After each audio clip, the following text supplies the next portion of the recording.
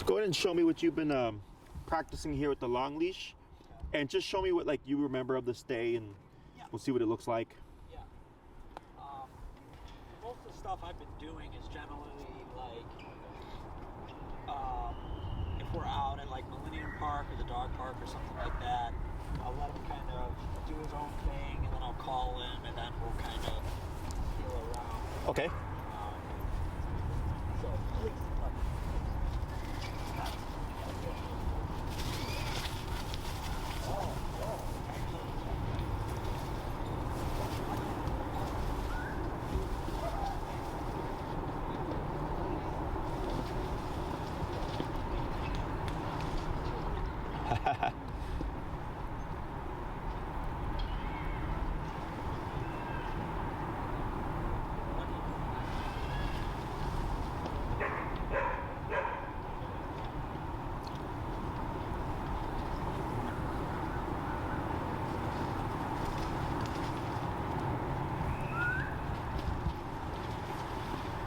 Good.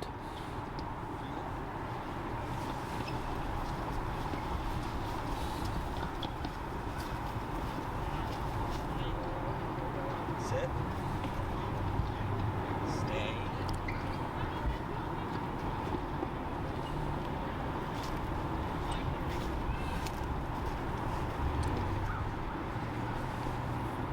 Release. He doesn't really like Release. Yeah. So if he struggles with the release, what you can do is grab your leash, and right when you say release, you'll give him a tug and kind of just move backwards. You know, it should get him moving again. Okay. Release. Yep. There you go. Good. So I use release, and I also use a go ahead. Okay. So I don't know if I confuse him or.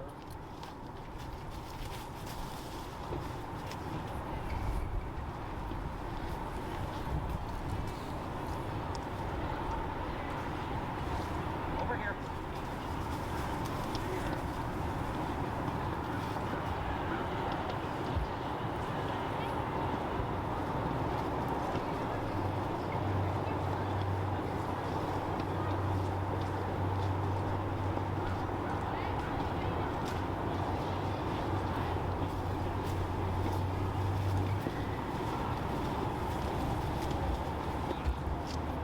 Good. Stay.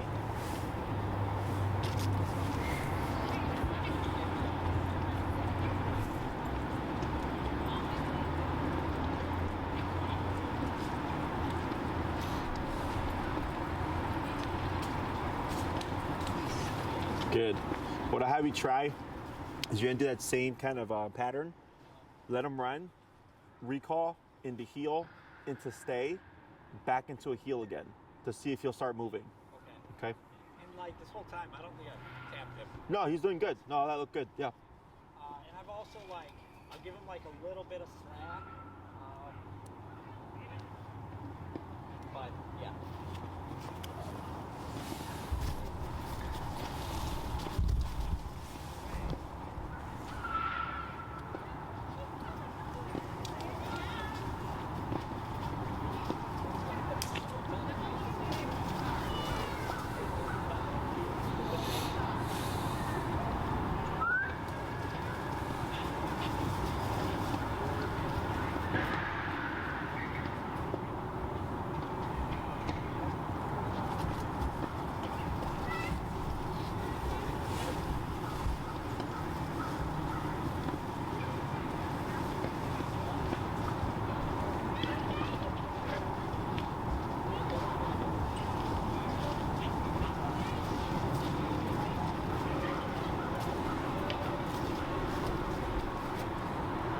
Good.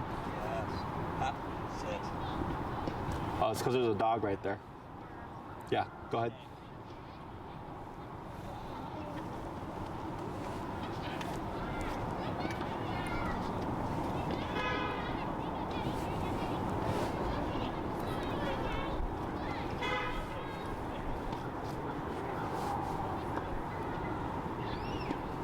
Right. Tap. Tap.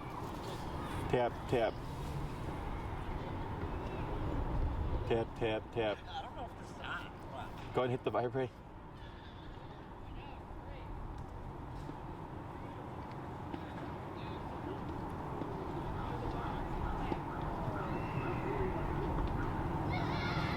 is it off? Heel. Tap, tap, tap. There it is. Yeah, good. There we go. That's what I wanted to see. Good.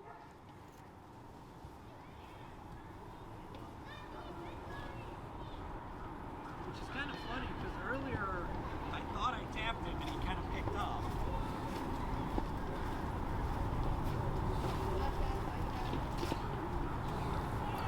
Good. Let's try this. Put them in a stay. You're gonna grab a stick. You're gonna say release and throw the stick.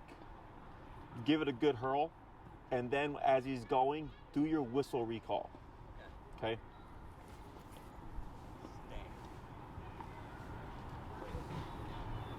Should I say it as I throw it? You're gonna release and then throw.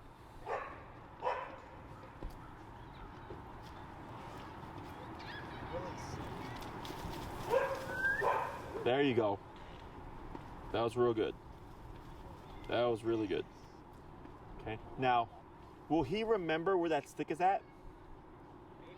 Go ahead and release him again, and then like run towards where the stick is at, and kind of like point to it. Lucky stick.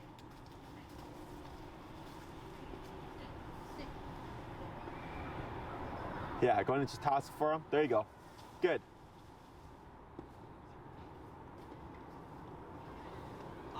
I do have a ball too. Yeah. Let's grab the ball. He'll know where the ball is. What that means. Yeah, mister. Hey.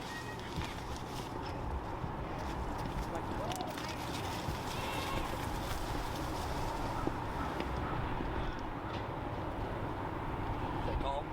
Let him retrieve it. We're gonna give him a couple of throws, and then you'll do the whistle recall again.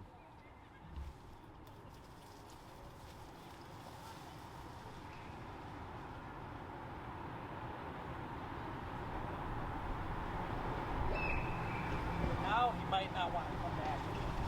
He is, but On the next one, you mean? yeah, sometimes he just likes to play keep away with it. Okay. This one, throw it, but don't throw it as far.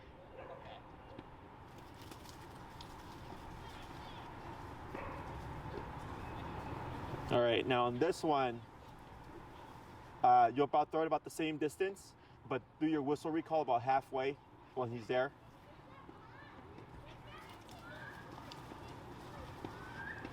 There you go. Right, now praise. And then you're gonna release and then run towards the ball, telling him about it.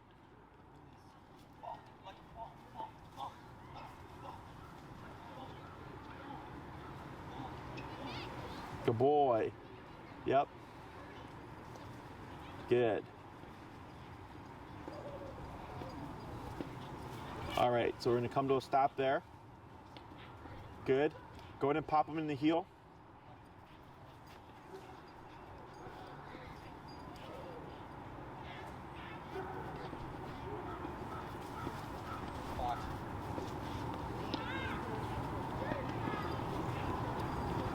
Heel.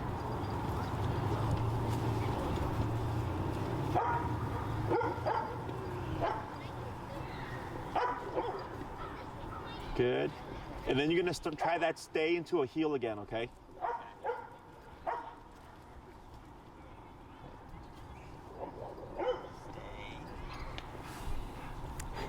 Heel.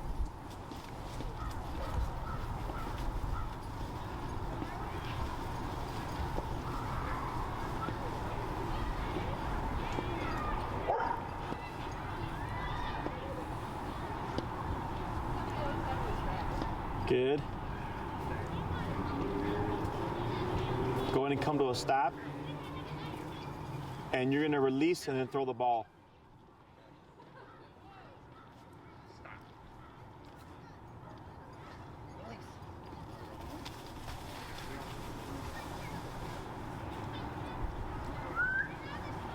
Good. That was real good. Try this. Put him in a stay and then get the ball for him.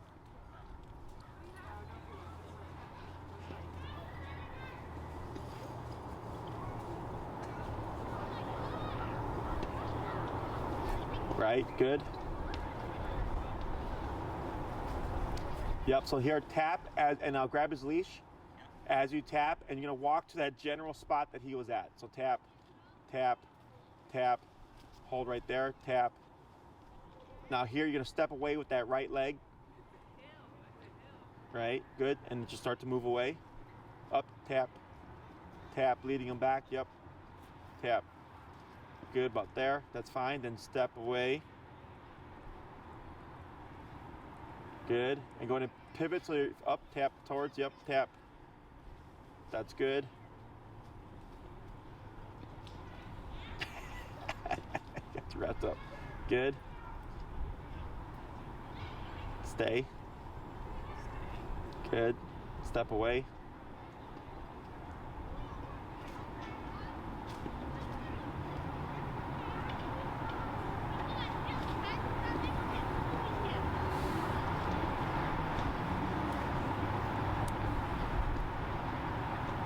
Good.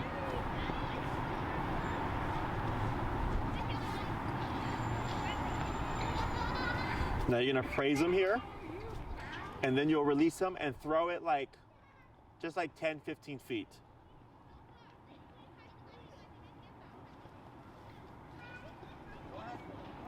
Go get it.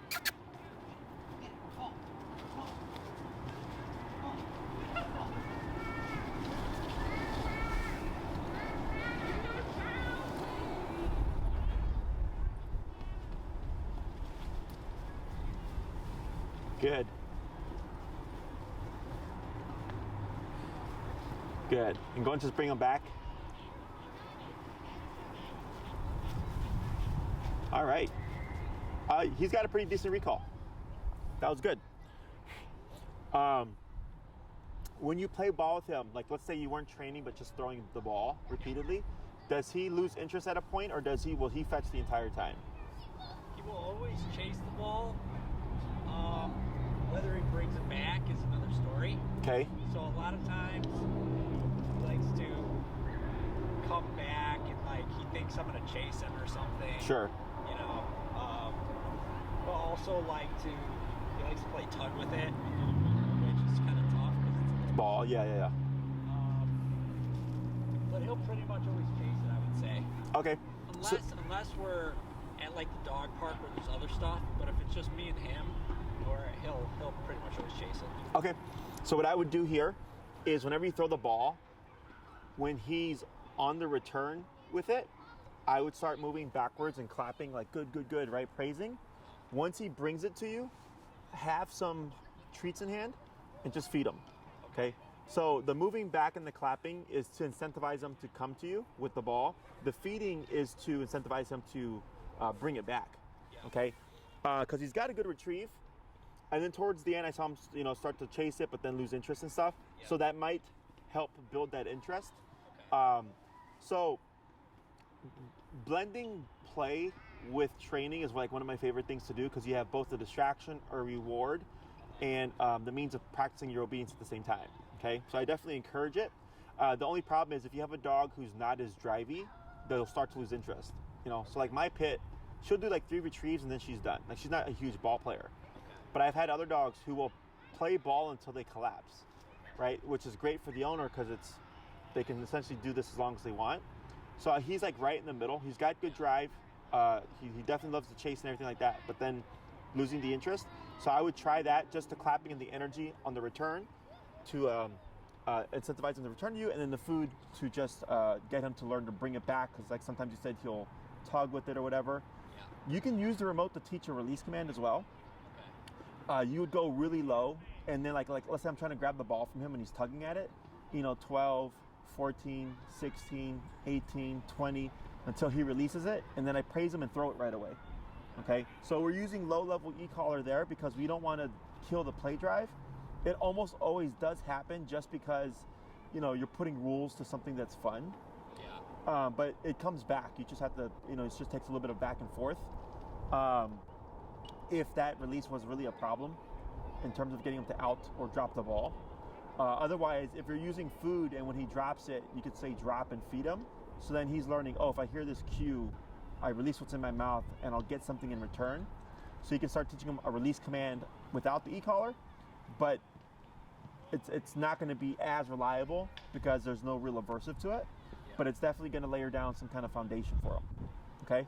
Yeah, and so like kind of what I do now is like we'll tug, and if he gets like a little too, I don't know, growly or something, I usually just kind of give him a stern, you know, like nope. And he's usually pretty good about that. Okay. Otherwise, I mean, this looked good. So with that stuff, I would just blend those things together. So like right there at the end for the retrieving the ball, utilizing, that's a moment for stay. You had to correct them like 3 to 4 times, but ultimately he got it and you're able to walk back. You came back, you praise them, and then you're like, all right, release, and then you throw the ball as a reward. So the heel, the stay, and the recall, you could do with an exercise like this. Okay? So like let's say you heel with them, he does a great job, you come to a stop, you wait a moment, lucky release, and throw the ball as a reward. Same thing like with the recalls, throwing out the ball, doing a recall in pursuit of the ball. Just don't drill it too much, because then you're going to kill his ball drive. Because he's going to think every time you throw the ball, you're going to call me, and that can also cause some disinterest. Yeah. So that's why I had you in the beginning throw the ball a few times without doing anything, to just get him like in a zone, and then we threw in a couple here and there. Okay? Any questions about that? No, I don't think so. Yeah, right now, we've kind of done it around like a park. There'll generally be like a few other dogs, and when he sees like the other dog, he'll usually want to go run up to it right away. So I usually use like a recall bet, because he shouldn't be running up to a strange dog anyways. So right. It's pretty cool. The way I would fix that is, so it's technically not wrong, but you're not teaching them to not run off without permission. Okay. Right? Yeah. So think of it as like the most common scenario or similar scenario would be like the dog barks out the window, right? Yeah. The client calls the dog leaves the window and comes back, and the client goes, good dog, and the dog goes back to the window and starts barking again. And they complain, Jesse, why does the dog keep barking at the window? I call them, and then they go back to barking at the window. I said, yes, because you called the dog returned, that's the come command. You praised it, its job is done, but nothing said, don't bark at the window. Right? So it's similar in the sense that if he takes off, if you call him and he comes back, like, yeah, he'll come back, but nothing taught him, don't leave without permission. Okay? So if he's on the long line, I would step on the long line as he's in pursuit and start remoting with no words until he returns. Okay? And then go back to what you're doing. So then he thinks, when I think about running away to play with the dog, there's a correction. Okay? So that will deter the behavior. Otherwise, if you call him, again, not necessarily wrong, but you're going to have to always do that because nothing's telling him not to do it in the first place. Okay? Anything else? No, just like when we're in the house, he just always seems to want to play. Sure. And a lot of times he'll like want to play with me. Like he'll like try to like wrestle with me like he would like another dog. Sure. And I don't know if there's something I can do to like keep him occupied in something else, or I don't know what's a good solution for that. I would just correct it. Okay. Because dogs will go all day. Yeah. Okay. And you actually, just so you know, you have a nice distraction right behind you there. Okay. So, if Lucky were to like let's say stay with me and my dogs, they might play with them for a little bit, but then he might want to keep playing, and they would decide we're done. They would just bite him, and they're saying we're done, right? So if you redirect him to like a bone or another toy or a puzzle or whatever, all you're doing is reinforcing his need for stimulation. Right. Okay, so that's right. Just go to correct the dog. If you don't have the e-collar, what I use is a bonker. Have we talked about the bonker? You have. I thought you were... Oh, do I need to send you videos? Yeah. Okay. I saw some, but I didn't know if those were the ones I was supposed to watch. They're like... I just... Was it a different trainer? No, it was you. Oh, it's me? Okay, then those aren't the videos. Oh, okay. Yeah, there's... These videos are from a different trainer. I'll make a note of it here. I'll text myself to send you those videos. But you can use the bonker for anything inside the home to to correct them or stop a behavior. Let me see here.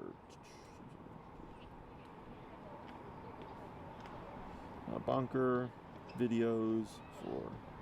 Yeah. All right, cool. So the e-collar is like a bite on the button, right? But then he's not always going to be wearing the e-collar. Right. So the bonker acts as that bridge to correct behaviors when you don't happen to have that available to you. And I use it for like anything in the house, counter surfing, demanding attention, barking, crying, whining, chewing, anything you just want to stop. You wouldn't use it to correct obedience. So if you told Lucky to sit and he didn't sit, like you wouldn't bonk him, okay? It works as a punisher to stop behaviors, and it's not going to make him like not like you or anything like that. Like he's just going to learn like, okay, in the house, like I can't always play with Dad, okay? Otherwise, if you try to redirect him or whatever, it's going to be a constant problem. Yeah, no, I'm not too worried about it because, like, at first, you know, I thought, like, oh, is he going to get upset about the collar and Sure. stuff?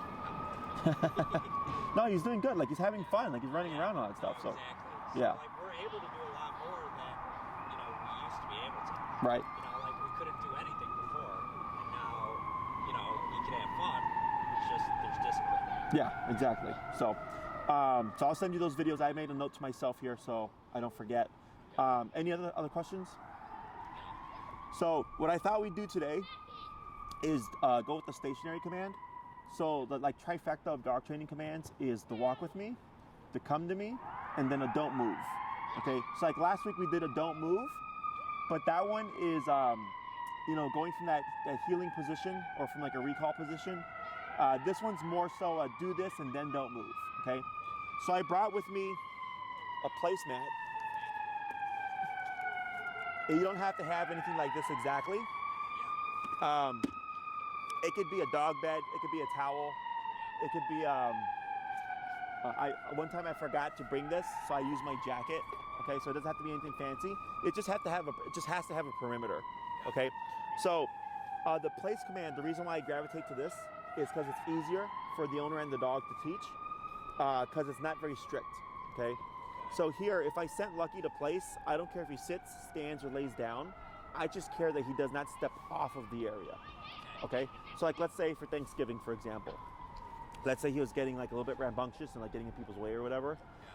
You could use this command to just keep him out of like, you know, the eating area or whatever, and keeping him stationary, but it's not super strict.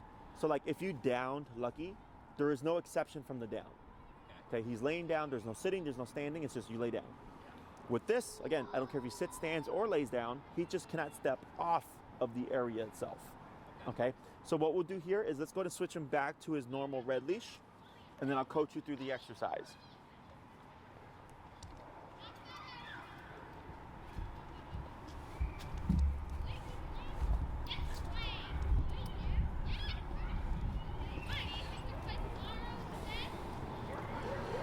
All right, and what's his number set at?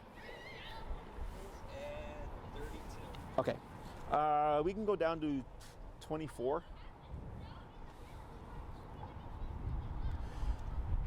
All right, so what we're gonna do here is I'm gonna have you start from like a foot away, where you're gonna approach the bed.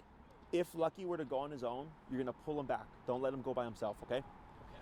In the beginning, you might have to brace the bed with your foot because since it's an unfamiliar object, sometimes the dogs will push on it because they don't want to go on there.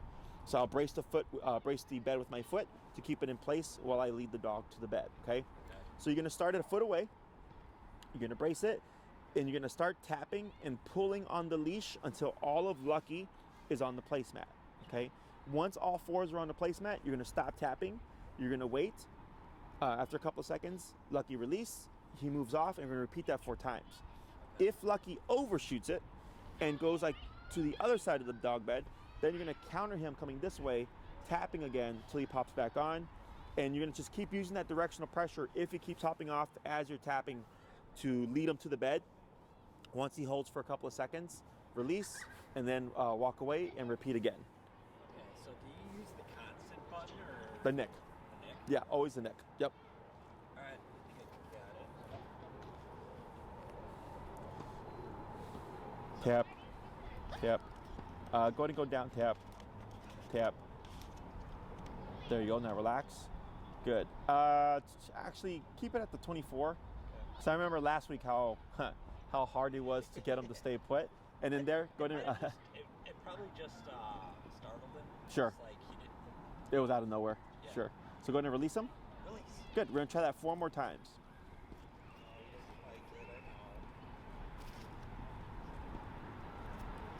Good.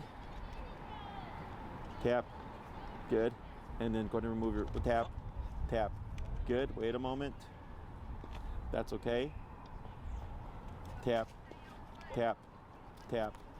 Tap. There you go. That's fine. Good. And then relax. Good. Wait a moment. Release. Release. Good. 3 more.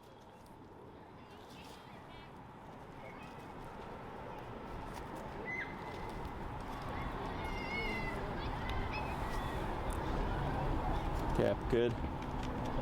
Tap, tap, good. Wait a moment. Tap, tap, tap. Good. Wait a moment. Release. Release. Good. 2 more.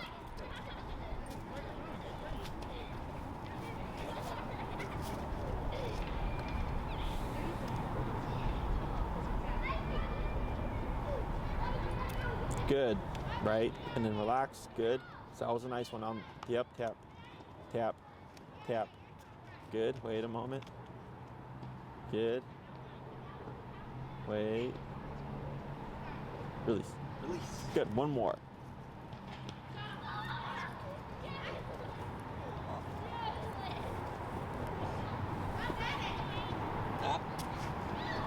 Tap. Oh, so if this happens, it doesn't matter. Just because we don't need him to be stationary, we just need him to go to the bed.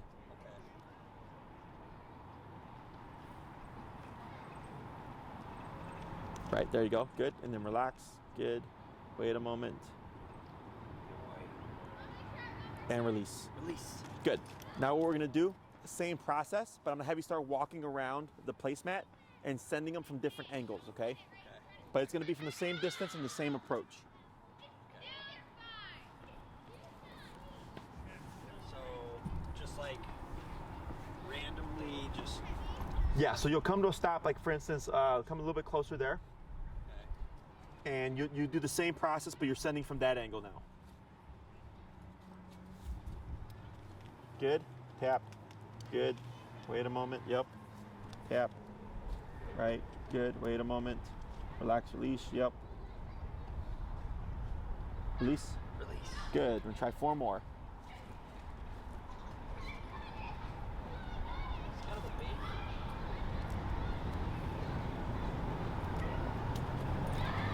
Good.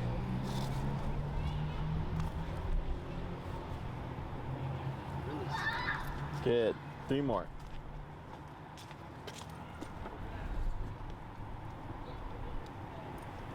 Good. Tap. Right, that's okay. Tap. Good, right there. Good. Tap. Good. Wait a moment. Release. Good. 2 more. What number are you at? 4. Let's try 28. You were at 32 earlier? Yeah. Okay.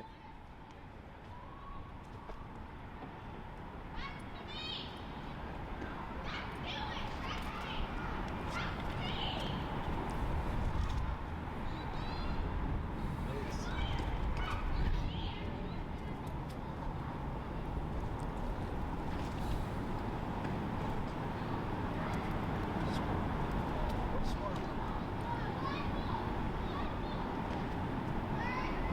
Right, good. Tap, tap, good. Wait a moment, yep. Release. Good, 1 more.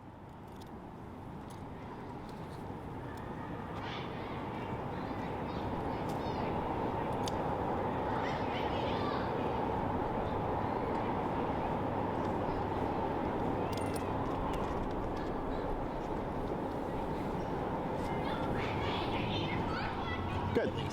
So, same process, but now you're gonna send him from about 2 to 3 feet away, okay? So, for example, if you send him from here, I'm gonna have you, as best you can, remain stationary so that he has to go from here to there. If he's really struggling, you're using the leash pressure, you can take like one small step and then another, but you're just not doing it immediately. Okay, so you're not walking him there. You're trying to get him to go there as much as possible on his own. Okay.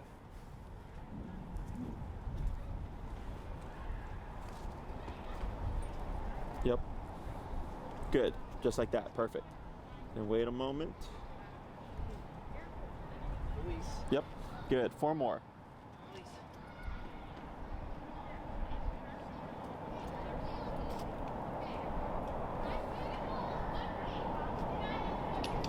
Good. Release. Good. 3 more.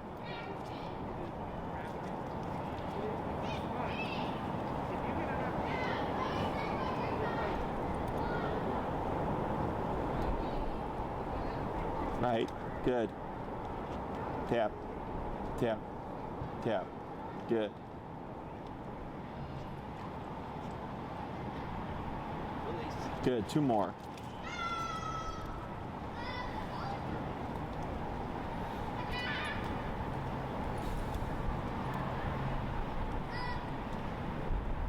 Good.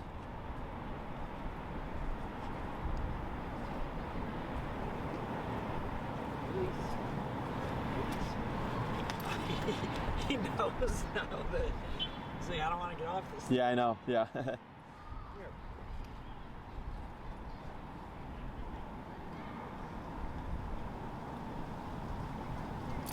Good.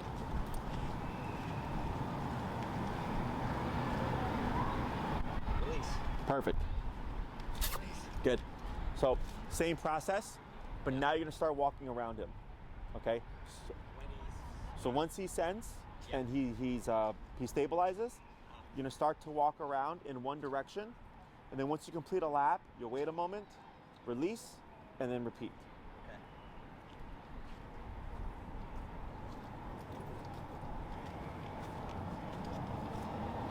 Do I? Nope. So here, once we start layering in the word place or whatever cue you want to use, the stay is implied. Okay. Okay.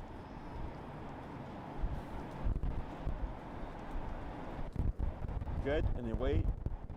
Now release. Release. Good. There he goes. Good, 4 more.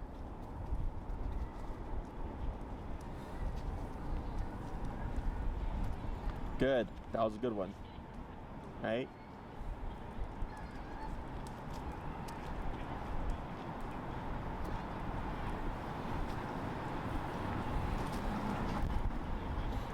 Release. Release. Lucky, release. Good, pull, pull, pull. There he goes, attaboy, good.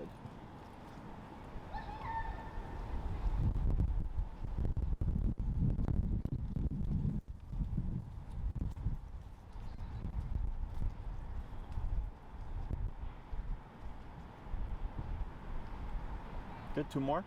Release.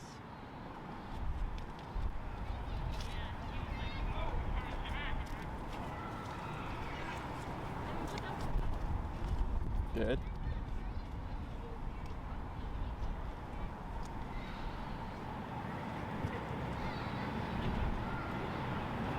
Release.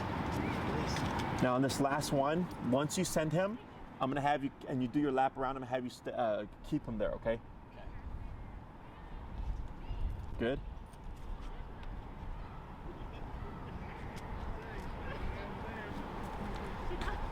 Excellent. I'm gonna hold right there.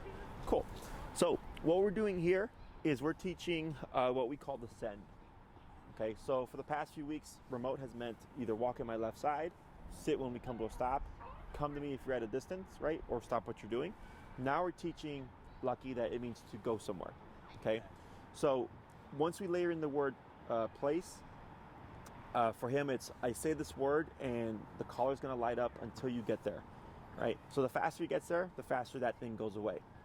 So in the beginning, or a lot of trainers and people, when they teach place, will teach it walking the dog, okay? So they'll walk the dog to place as they say place, which is fine. Like it's fine for the beginning step, right? But what I like to do is I just skip it and we start relatively close and I start remoting and getting him to learn to go there on his own so that we eliminate that step. Because if you end up walking Lucky to the place, it becomes part of the command.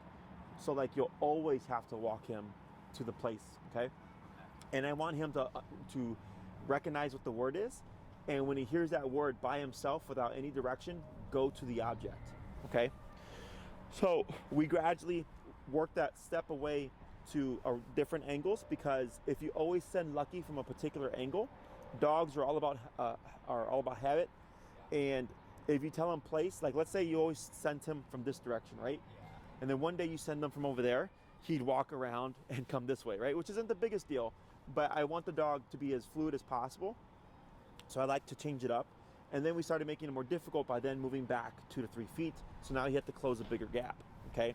And there was one day you did about 6 feet back and he felt the tap, and right away I saw him shoot over and run to the object, okay? So he's got a pretty good concept that right now tap means to go to this placemat. So like I mentioned earlier, the placemat does not have to be anything like this. It can be a dog bed, it can be a pillow, it can be a blanket, a towel, a bathroom mat, anything that has a perimeter, okay? So you couldn't like point to a corner and say place, because there's no perimeter, there's no end, there's no outline. You need something that has an outline. Let's say in your floor you had like a square, like I had someone actually, they used painter's tape, and they made a square in the floor, because they had a huge dog and they were going to get a dog bed. They had a Saint Bernard, so they just made a really big square using painter's tape, and then that created the outline for the dog to understand what place was, okay? I had someone use an area rug once. It's a really big area rug, and they said, could that be place? And I said, of course, it's just a really big place. Like your dog has the capacity to even walk around and do laps and all that stuff, as long as there's a perimeter. So you can have more than one place within the home. You could have one in the dining room, one in the bedroom, you know, one in the kitchen, like whatever. So how would that work if you said, would you need different words for different places, or like if you said place, could he go to either or? So he would most likely gravitate to the place that's within the room. Okay. Right? So if you're in the living room and you say place, he's gonna think that one. He wouldn't think the one in the kitchen. Okay. You can also have one place within the entire home. And I had one client who wanted to be able to send his dog from anywhere within the home. So he had like an upstairs and a downstairs. And I told him, well, it's easier if you just keep it in the same spot and you just work your way back, so that your dog, it's easy for the dog to pick up on, this is where I go, right? So he could be upstairs and say place, and the dog would run downstairs and go to that particular bed, right? So, you know, there's a lot of variables to the place command. It just depends on what the person wants. You can have one that you just move around. Like you can have one object that you move from room to room. Okay, so then the dog learns to recognize the object, not so much where they're at the moment. Okay, so like if let's say you always use like a particular towel, and you move it somewhere and you say place, he'd go looking for that particular towel if you've always used the same thing. Okay, so it works a lot of different ways. Place is meant for extended work or extended use. So like the stay that we were doing earlier is like momentary, right? You're just, oh, I'm gonna throw this away. Oh, I'm gonna pick up your dog poop. I'm gonna go grab this ball or whatever. This type of command is meant for an hour, 2 hours, 3 hours, as long as you want. It's just contingent on your lifestyle with Lucky. So like I had a couple that had that had just had a baby, and the dog was growling at the baby. Okay, and then when the baby got too close, the dog would snap. So the reason why I taught the place that would do 4 to 6 hours is because when you have a little baby, one, you're busy with the baby. Last thing you want to worry about is what the dog is doing. But then two, we pushed for way more than we thought they would need to make it easier for them. Okay, so if the dog was already used to doing 6 hours at my facility, doing 2 hours at home with the baby walking around is easy peasy.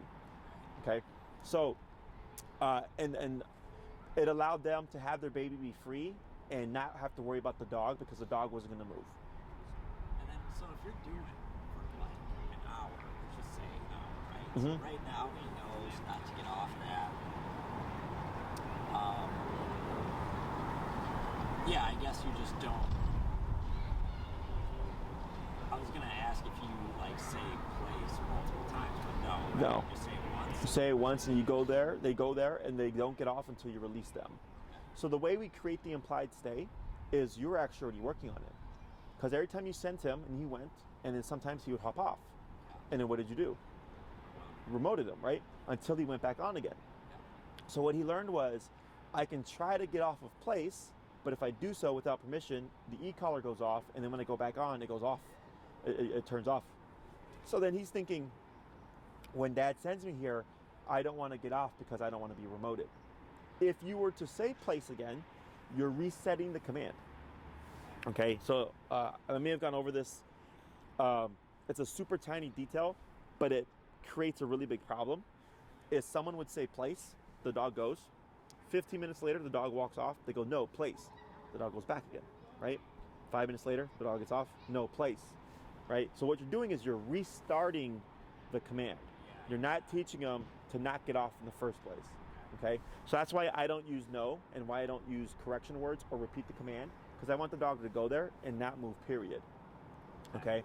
So once you send them, it's in effect. We create that implied stay by simply correcting him when he prematurely breaks, okay? How long, you could have them, so like let's say for today, like you don't have to do 5 minutes to 10 minutes to 15 to 20.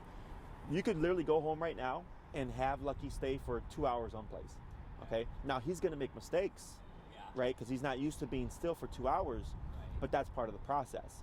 So the way I go about that is, let's say I'm gonna watch TV for a bit. I move his dog bed next to the couch.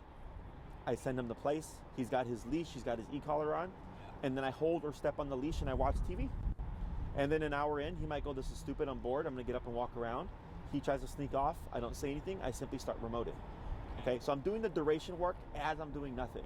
So if you're working from home, if you're watching TV, if you're eating dinner, anytime you're like, I'm gonna be stationary for a bit and I can do this, you can.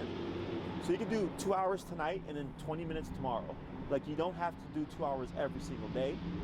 You can vary the length of time. But I do recommend that if you know, like for instance, the most common application of this is usually when people go take their dogs to eat. Like if they go to a restaurant, so they don't have to worry about what their dog is doing. And a meal at a restaurant's like an hour to hour and a half, right? Is you would just think to yourself, what's really applicable to me? And pick that length of time. And in the home, on occasion, just make sure you practice around that range, if not a little more. So if you know, like, yeah, I like to go to restaurants and he will always come with me, you want to do an hour to 2 hours on a somewhat regular basis, at least like twice a week, so that you're practicing that somewhat regularly, right? To keep it in his head, because in the home, not as distracting. You go to a restaurant, you got scents, you got food, you got people cooing at them, you got the waiter or waitress coming by to give you food and stuff, a lot more going on. You can compensate for the distraction by doing longer periods of time at home. So a couple questions there. So like right now I'm like petting him and stuff. Let's say we're at a restaurant and he's in his place and somebody's petting him. That's okay as long as he's in his place. Then what would you use as like a place at a restaurant? Bring a towel? Yeah, you bring a towel, you could bring a little blanket. You could, if he's small enough, you could bring a little dog bed. Like, so I have clients that'll keep something in their car, like a towel or whatever, and then whenever they go somewhere and they bring their dog, they just pop the towel down and place them. Yeah, so that's like your, it's your movable place. So there's that. When you're gonna teach the new place, right? When you go home, you're not gonna have this. Is don't just say place and expect him to go, oh, I'm gonna do what I just did an hour ago, right? You have to transfer what he learned today to the new object.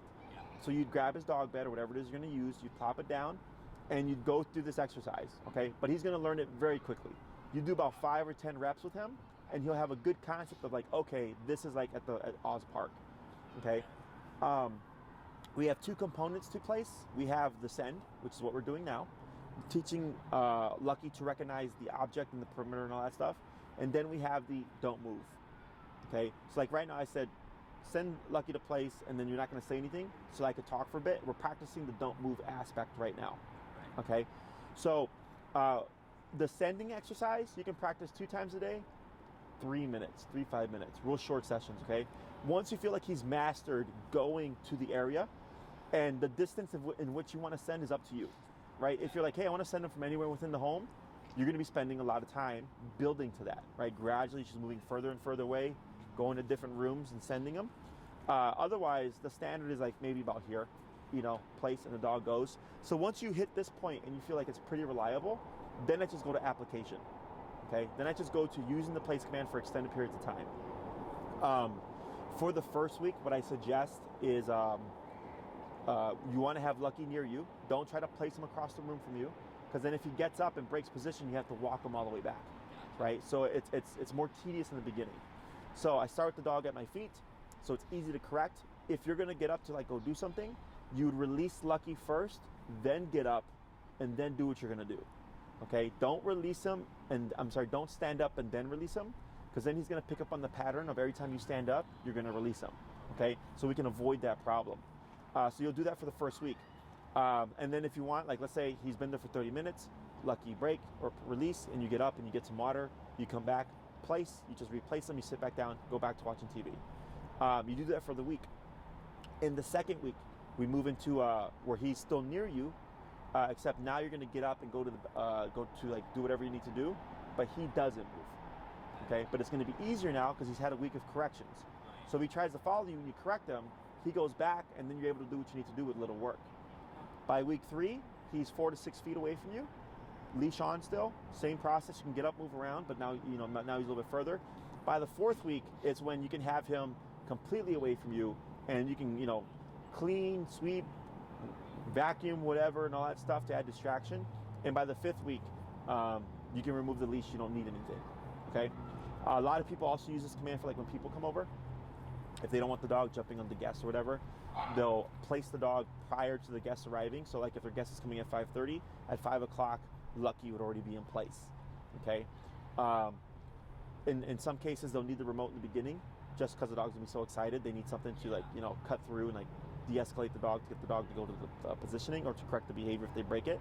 But then usually after a few reps, depending on the dog's personality type, they can move past needing the e-collar for when guests come over. Okay. Questions? Yeah. So like, let's say I put him in place, and then there's like a big distraction, like a knock at the door. Mm-hmm. If he gets out of place, you would remote him. Yeah. Now, if he stands up and barks, that's technically fine, right? Because he can sit, stand, or lay down. He just cannot step off. Right. So if somebody came to pet him and he jumped up on his hind legs but was within place, that's technically correct. Okay. Other questions?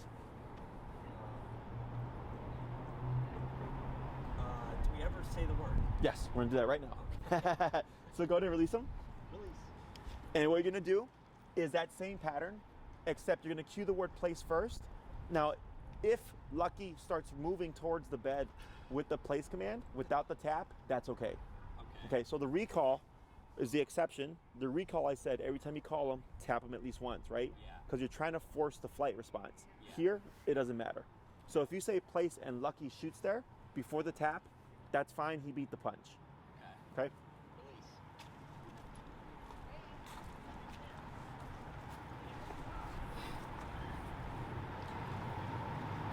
Place. Good. Go and just do a quick walk around.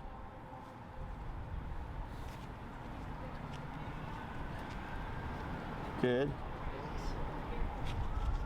Yep, good. We're gonna try that 4 more times. Good.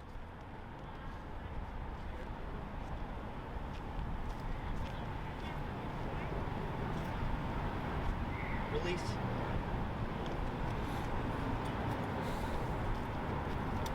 All right, so here, just pull back. Yep, Yeah. like that. That's fine. Place.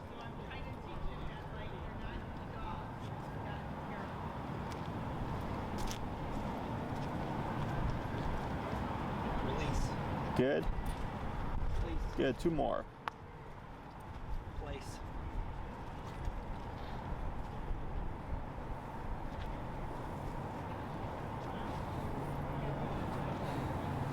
Release.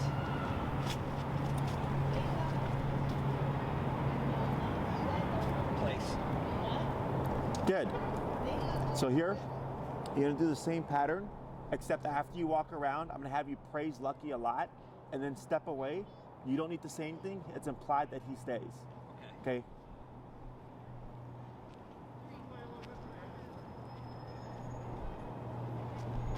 Yes, good boy, Lucky. Good boy, buddy.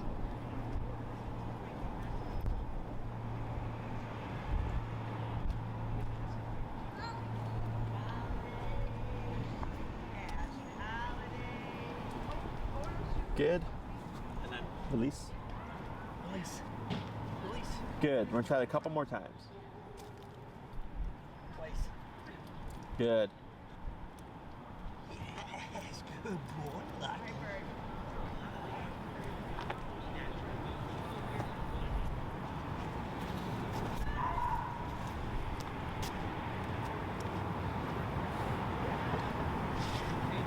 Release. Release. Good. One more. Place. Good.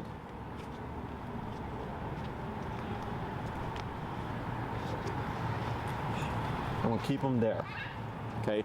So pretty simple, right? So now we just layered the word over everything you had shaped earlier. So now when you go home, you can pick your object, and then you'd do at least 5 to 10 of these, place, pulling, tapping, and stuff, until he recognizes it as a new object he needs to go to. Just remember, if let's say Lucky were to lay down on his dog bed that you use for place on his own, it's not a command, right? Because he chose to go there.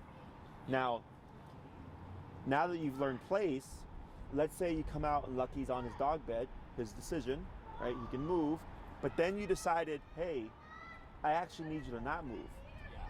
Stay. Okay, so that's where the stay comes into play. He's already in the position, because now you've learned how to teach this and correct this. Now it becomes a place command. Okay, so a client had told me the previous trainer had told them, if the dog was for instance, already in the down and they on their own, and the owner needed to tell them to lay down on command, they said, move the dog and then down the dog, which technically is right? Because the dog has to go into position under the word in order for it to register that it's a command. But that's why I teach this way, because now you don't need to do that. You would simply just say stay, right? But it has to be, you can only say stay over things that he knows. Okay, so if he doesn't know down with the e-collar, you can't say stay on a down because when he's in a down position on his own, because if he broke position, you wouldn't have the means to correct him. Okay, because he's not learned it. Now place, you just learned that you stay with now because he knows the formal place command. Other than that, it's pretty straightforward. So again, 2 times a day, 3 to 5 minutes for the sending stuff. Once he gets to the point where you feel like he's pretty reliable on it, then I just go to application. Okay. This command, there's no such thing as too much, kind of like with the heel, because if you send him and he's there for 30 minutes, he's just laying put for 30 minutes. You're not doing anything repeatedly. Whenever we do things repeatedly or redundantly, that's when I keep it shorter, because it's frustrating for a dog to, like you saw him already prematurely wanting to pull there. Yeah, because he's trying to avoid the hits. So that's why I try to keep these short when the owners work with the dogs on their own. Okay? Questions? I think that's his cue for he's done. But no, that was good. That was really good.